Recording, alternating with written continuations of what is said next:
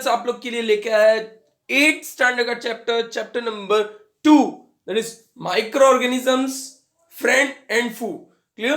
This is class 8 chapter number 2 based on NCERT syllabus on digital maths. This is the part 1. Clear? See, first of all let me know कि आपको बता दूं what friend and foe means. See, बहुत सारे micro organisms हैं, many microorganisms are there. Those help the human beings for in their work and regular routine, while some microorganisms are harmful to them. They cause diseases and can cause death as well. So that's why friend means they are friend to us and foe means enemy. They are harmful to us. So that's why this chapter is totally based on different types of microorganisms. Some microorganisms help us and some which are harmful to us. Clear? So let us go through the part 1. What else the topic we are going to cover in the part 1? Clear?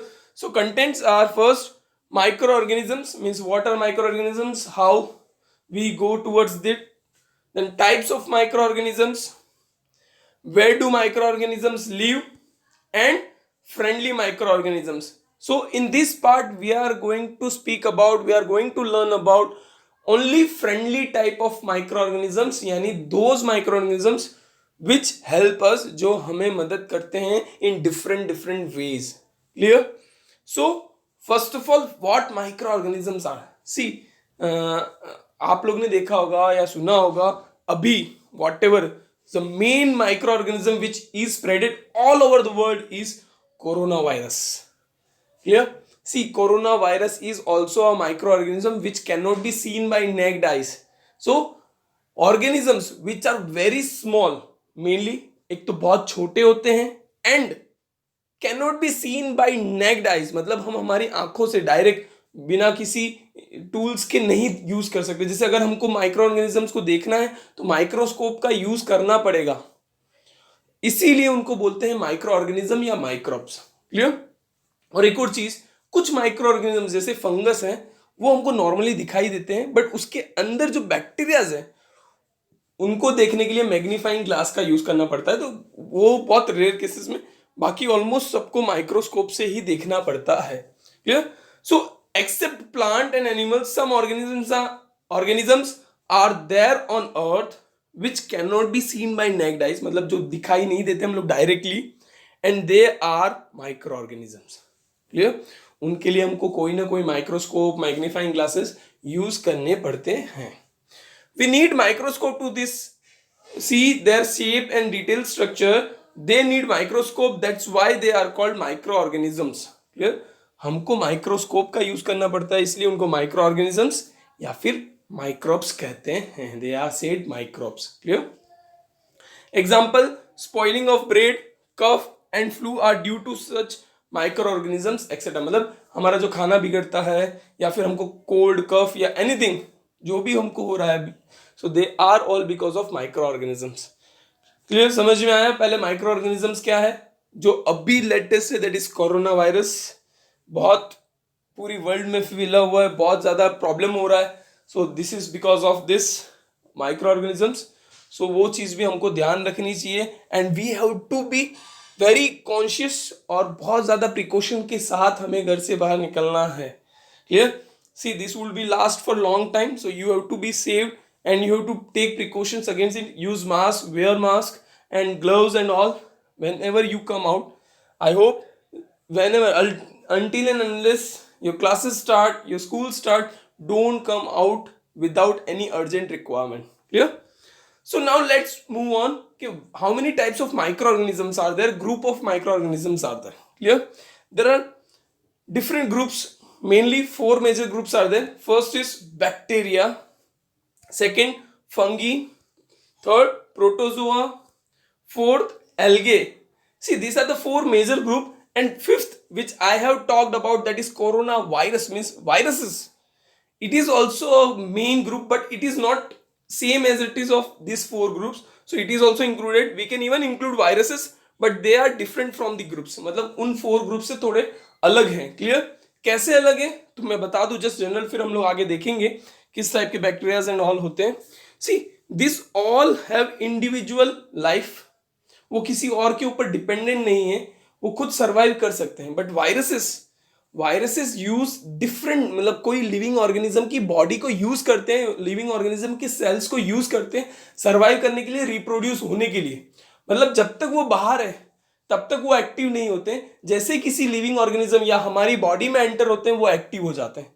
So this are the viruses. Clear? Then bacteria first. See, these are the bacterias. Typhoid and tuberculosis are bacterial disease. Clear? जो typhoid और tuberculosis, TB जो हमको normally जो बीमारी spread होती है, that is because of bacteria, और bacteria कुछ ऐसे दिखाई देते हैं. This are the two examples. Then fungi, as we know, bread moulds को हमने देखा ही होगा. They mostly decompose the food and other substances. आप कोई भी एक आपकी चपाती वगैरह है और you can put a bread for long time और आपको दिखाई देगा, उसको हम लोग फूग बोलते हैं, फूलन. Clear? That is actually fungi. और मशरूम्स जो है वो भी फंगस का ही एक रूप है. Clear? It is a fungi only. So they decompose the food substance. Then protozoa. Clear? Protozoa are parameciums and amoeba. You might have heard about amoeba. They are single-celled organisms. Disease like dysentery, clear, and malaria are caused by protozoa. Dysentery is actually a stomach disease which causes a highly inflammation and we can say pain in the stomach. And malaria, you know what about it, clear? So these are caused by protozoas. Clear? Then we go with algae. Algae आपको पता होगा, normally पोन्ड्स है, greenery जो लील बोलते हैं हम लोग, आपके ग्रीन ग्रीन जो तालाब वगैरह है या कोई पॉन्ड है, कोई लेक है, उसके ऊपर ग्रीनरी छा जाती है, that is there, algae is there. So that is algae. And then we talk about viruses. Clear? So viruses, you know, corona virus is there. They reproduce only side the cell of host organism. Clear? क्या है, कोई भी living organism है उसके cell के अंदर ही reproduce होते हैं, विच में बी बैक्टीरियम, प्लांट और एनिमल. मतलब वायरसेस बैक्टीरिया के अंदर भी रिप्रोड्यूस हो सकते हैं, प्लांट्स के अंदर भी, एंड इवन इन एनिमल्स और in human beings. Clear? Common element like cold, influenza and most coughs are caused by viruses. So हमको अगर कफ है, कोल्ड है, इन्फ्लुएंजा है, anything, so that are caused by viruses. क्योंकि viruses, see, viruses and bacteria disease are totally different. Clear?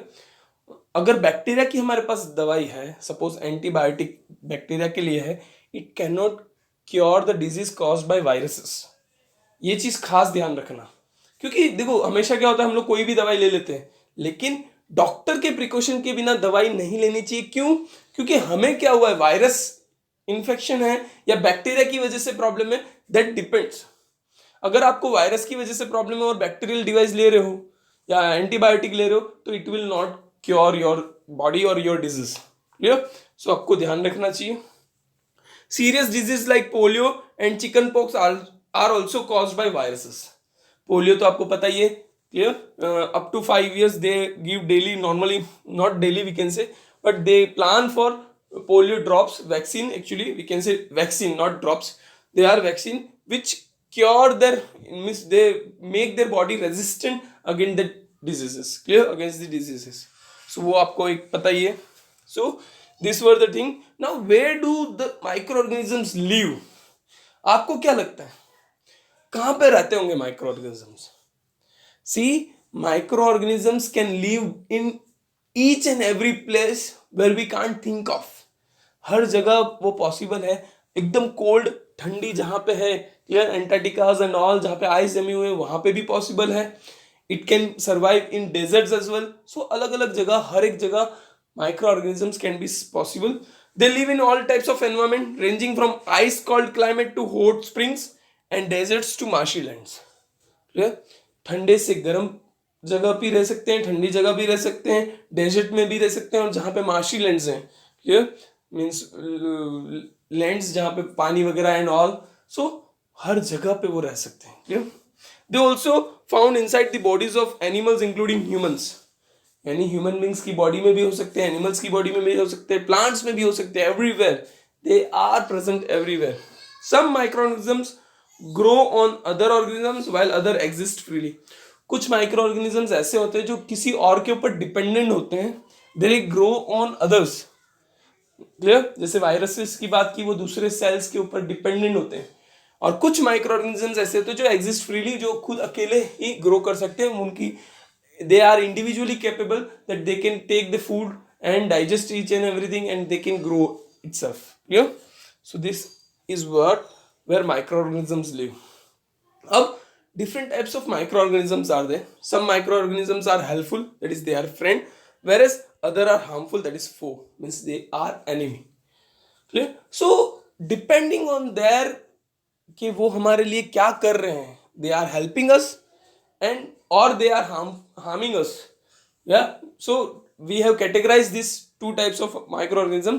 First of all, we will talk about the friendly microorganisms, कि how they are helping us, यानी human being को किस किस category में वो help करते हैं, that we are going to categorize. So first, some of the microorganisms are very helpful to us and help us in various fields such as making curd, bread, cleaning environment, soil fertility and many more. Yeah? कुछ micro organism ऐसे हैं जो हर एक चीज में हमको help करते हैं. एज एग्जाम्पल कर्ड, हम लोग डिटेल में देखेंगे कर्ड का किस तरह से होता है. आपको पता है कि मिल्क के अंदर थोड़ा सा आपकी मम्मी कर्ड या दही या normally we can say butter milk वो ऐड करते हैं, छाछ जो भी है ऐड करते हैं, तो वो कर्ड में कन्वर्ट होता है. लेकिन एक्चुअली क्या होता है पता है, दैट जो छाछ या कर्ड एक चम्मच आप दूध के अंदर या मिल्क के अंदर डाल रहे हो, that is one type of a bacteria. उसके अंदर ऑलरेडी एक बैक्टीरिया है, क्लियर? उसका नाम हम लोग बताते हैं डिटेल में, लैक्टोबैसिलस है, तो भी डिस्कस करेंगे. सो कर्ड, ब्रेड और बहुत सारी क्लीनिंग है, सॉइल फर्टिलिटी को मेंटेन करने के लिए, एनवायरमेंट को क्लीन रखने के लिए this type of microorganism help us. We will discuss about microorganism and how they help us in detail. Clear? So पहले first of all for making curd and bread. Clear? Curd और bread बनाने के लिए वो कैसे help करते हैं. So first of all, lactobacillus promotes the formation of curd. It multiples in milk and converts it into curd. Clear? मैंने जैसे आपको बताया, लैक्टोबैसिलस एक तरह का बैक्टीरिया, लैक्टोबैसिलस बैक्टीरिया जो आपके कर्ड के अंदर प्रेजेंट होता है. क्लियर? सपोज आपके यहाँ पे थोड़ा सा दूध, मतलब जो मम्मी करते होंगे, मदर्स, आप डेली देखते होंगे रूटीन में कि मिल्क है उसको गर्म करके रख दिया जाता है, देन एज सुन एज वो थोड़ा सा कूल डाउन हो जाता है, उसके अंदर एक चम्मच दही डाल देते हैं या कर्ड डाल देते हैं. That 1 spoon of curd contains lactobacillus bacteria. On putting inside the milk, अब मिल्क के अंदर डालते ही उसको हम लोग 1 नाइट या नॉर्मली रहने देते हैं. सो वो लैक्टोबैसिलस बैक्टीरिया जो अंदर ही अंदर ग्रो होते जाता है. Because of that, the whole milk is converted into curd. So the milk converts into curd, and formation of curd takes place, which is due to lactobacillus. Then bacteria are also involved in making cheese, pickles, and many other food items. For fermentation of rice, idli, and dosa batter, means बहुत सारी चीज़ों के लिए भी bacteria useful होता है, जैसे चीज़ बनाने के लिए पिकल्स हैं, अचार वगैरह, and for many more food. Then idli dosa का आपको घर पे तो आजकल खीरू डायरेक्ट लेके आने लगे, but earlier what used to do, they used to put that खीरू का जो भी सामान होता है ना, वो हमारे घर पे ही बनाते थे. सब दाल and all everything was mixed up and it was kept in hot, means sunlight के अंदर रखा जाता था ताकि उसके अंदर फर्मेंटेशन हो और वो इजीली बन सके. So that was yeast is used in making industry for making bread, baking industry for making bread, pastries and cakes. Yeast ये भी एक तरह का बैक्टीरिया है which is used for making breads, pastries and cakes. See yeast का एक और function भी है, मैं नेक्स्ट स्लाइड में आपको बताता हूँ. दिस इज लैक्टोबैसिलस, जो आपको दिखा था lactobacillus. For commercial use, yeast जो है जो अल्कोहल की इंडस्ट्रीज होती है जो प्रिपेयर करते हैं अल्कोहल. क्लियर? सो वहाँ पे फर्मेंटेशन ही होता है और वो होता है यीस्ट की हेल्प से. Yeast is used for commercial production of alcohol and wine. For this purpose, yeast is grown on natural sugar present in the grains like barley, wheat, rice, crust, fruit juice, etc. Clear? वो लोग क्या करते हैं, बहुत सारे जो भी wheat, rice and all fruits वगैरह जो भी है उसको बहुत सड़ाते हैं. Clear? They decompose them, degrade them, we can say for at particular temperature, और उसके अंदर yeast ऐड करते हैं. तो धीमे धीमे धीमे धीमे डिग्रेड करते, डिकम्पोज करते करते वो yeast में कन्वर्ट कर देता है अल्कोहल में. This process of conversion of sugar into alcohol is known as fermentation. Sugar is converted into alcohol, तो उसको बोलते हैं fermentation. So it takes a long time and then it converts into alcohol, Clear? Alcohol consumption is prohibited. We should not consume alcohol, as you are the future of our we can say future of our earth or our world or our India. So I will request, please don't consume alcohols. दो ये prepare होता है, देखो alcohol का medicinal value बहुत सारे हैं. Clear? So as in medicinal, if we are using, it's okay, but don't go for its uses in regular routine. Clear? Bacteria are also used to prepare vinegar commercially. Vinegar भी बनाया जाता है bacteria से. Clear? So ये था for commercial use, means alcohol is prepared. Then for medicinal use, medicine भी बनाई जाती है फ्रॉम दिस. क्लियर? अब आप बोलोगे दवाई भी बनाई जाती है micro organism, means all the medicine. Yes, all the medicine, जो भी मेडिसिन हैं, that all are based on micro organisms. Clear? Vaccine की मैं बात करूंगा इसके बाद, उसमें आपको डिटेल बताता हूँ कि किस तरह से क्या होता है. But this is medicinal use. Whenever we fall ill, the doctor gives some antibiotics such as penicillin. The source of this medicine is microorganism. Penicillin bacteria होता है, उसकी मदद से पेनिसिलिन, मतलब कोई भी अगर हमको बीमारी हो रही है तो डॉक्टर हमको देते हैं antibiotics. Clear? So they are microorganism based. These medicines kills or stop the growth of the disease causing microorganisms. ये मेडिसिन क्या करता है, बैक्टीरिया को डायरेक्ट इफेक्ट करते हैं. जो भी माइक्रो ऑर्गेनिज्म है उसको किल कर देते हैं या फिर उसको डिसइंफेक्ट कर देते हैं. क्लियर? यानी वो ग्रो नहीं हो पाएगा. Streptomycin, tetracycline and erythromycin are some of the commonly known antibiotics which are made from fungi and bacteria. ये तीन जो आपके मेडिसिन के नेम हैं, they are antibiotics and they are made from fungi and bacteria. Clear? Antibiotics are even mixed with the feed of livestock and poultry to check microbial infection in animals. Clear?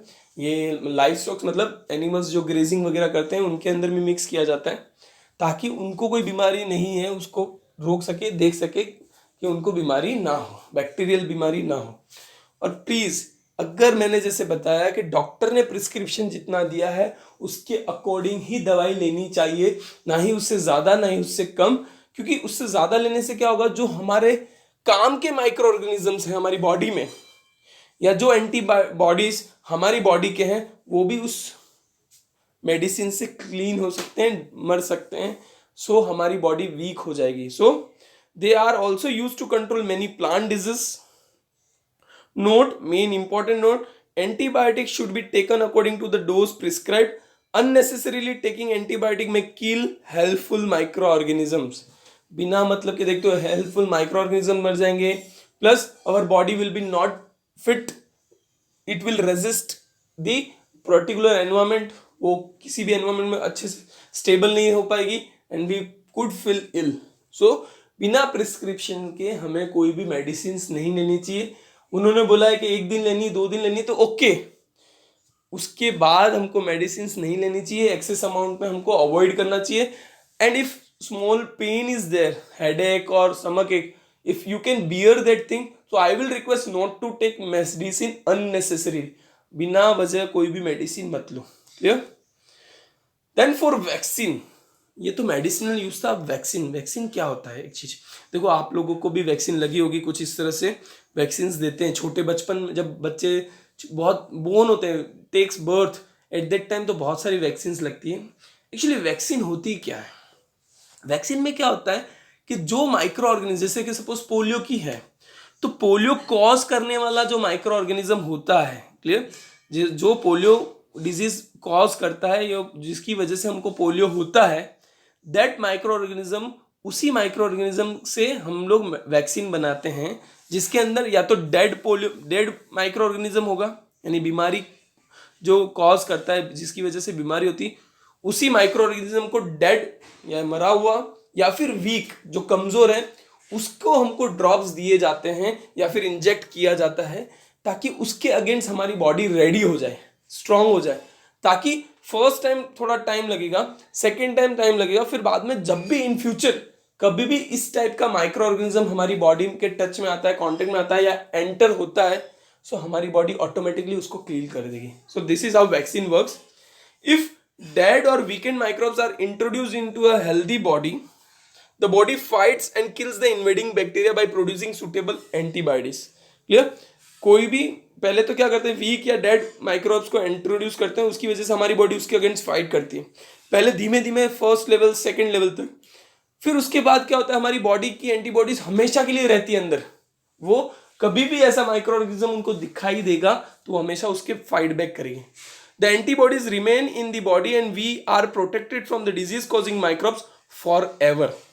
This is how a vaccine works. Clear? इसी तरह से वो vaccine work करती है। Clear? Several diseases including cholera, tuberculosis, smallpox and hepatitis can be prevented by vaccination. Edward Jenner discovered the vaccine for smallpox in 1798. ये Edward Jenner थे, उन्होंने सबसे पहले स्मॉल पॉक्स की वैक्सीन ढूंढी थी, तो which is helpful to everyone. उसको पहले से वैक्सीनेशन करने से हमको स्मॉल पॉक्स नहीं होता। क्लियर?